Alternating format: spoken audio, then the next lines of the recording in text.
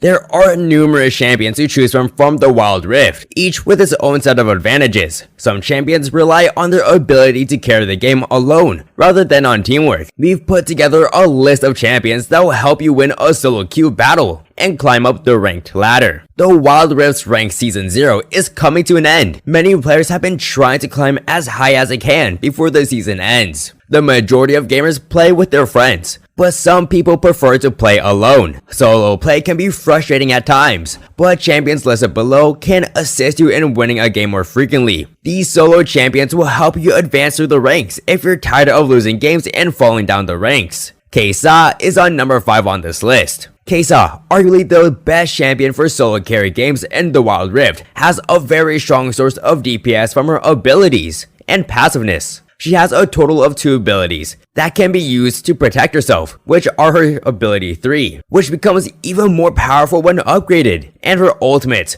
which can be used to dodge abilities, finish chunked targets, reposition, and so on. She is capable of working alone, but she is far more lethal when paired with utility support like Lulu and Janna to boost her DPS. Finally, one of the benefits of working with her is that she can work with any type of the team, which is one of the drawbacks of solo queue. Most people in solo queue have no idea how to draw and instead choose whatever champions they want. Whether your team chooses dive champions like Malphite or disengage and front to back champions like Janna and Gargas, KAISA will perform admirably. She has one of the game's strongest and fastest scaling, allows her to hit all of her power spikes in the mid game, while still being able to be a late game beast. Because of her ultimate long range, she can also quickly follow up teammates' choices, even if there are no communication. She isn't difficult to control, even if you make a mistake. She has 2 appealing talents to rebound and save herself. She also has the highest win rate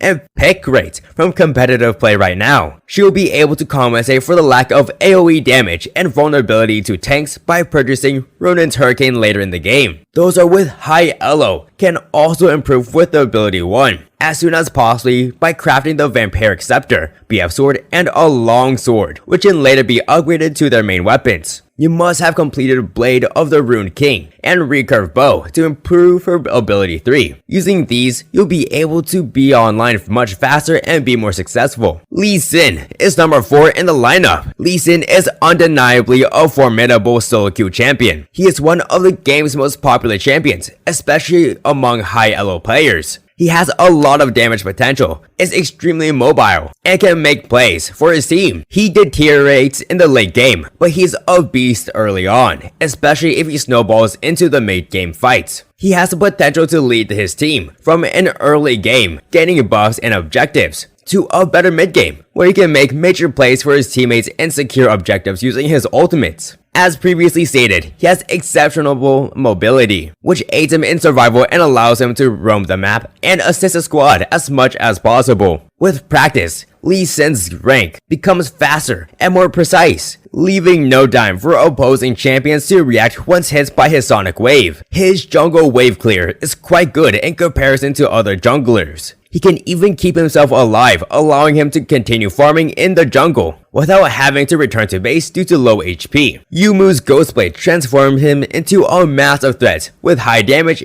and quick roaming power. It will be extremely difficult to kill him when he is accompanied by his guardian angel. Finally, Lee Sin's greatest strength isn't just his ability to carry games by maintaining control throughout the game. With his ultimate, he can punish misplaced players by forcing foes to attack their friends. KATARINA is at number 3. If it wasn't for her vulnerability to CC, KATARINA and Pentakill Machine would be one of the strongest champions on this list, due to her ability to clean and provide heavy damage to team fights. She is still one of the most hotly contested high elo selections. Her main advantages are her ability to deal massive AoE damage and punish uncoordinated players, which will be a common occurrence in solo queue games. However, awareness and posture are essential in order to play her full potential. In most cases, you should not engage in team battles under the opposing team has used the majority of their CC, but with experience and micro skill, this can be avoided. Furthermore, thanks to her ability 3, which resets after each kill, She is extremely mobile. Her roaming are among the most powerful in the game, and she is well compensated for them. If you play the team fights correctly, you'll likely get early surrenders. Number 2. Jinx is second on this list. Jinx, like KAISA, is a formidable solo queue champion in her own right, despite having only one self-appeal ability, Ability 3, and no mobility. Jinx is a worthy addition to this list. She has one of the most consistent sources of damage in the game, thanks to her Ability 1. If she has the right items such as Quicksilver and Static Enchants, she can be safe even without self-appealing abilities. Her range is insanely long, and when combined with Rapid Fire Cannon, it becomes even more insane. She's also good at destroying objectives, especially turrets, which are the game's most important goal after the Nexus. She,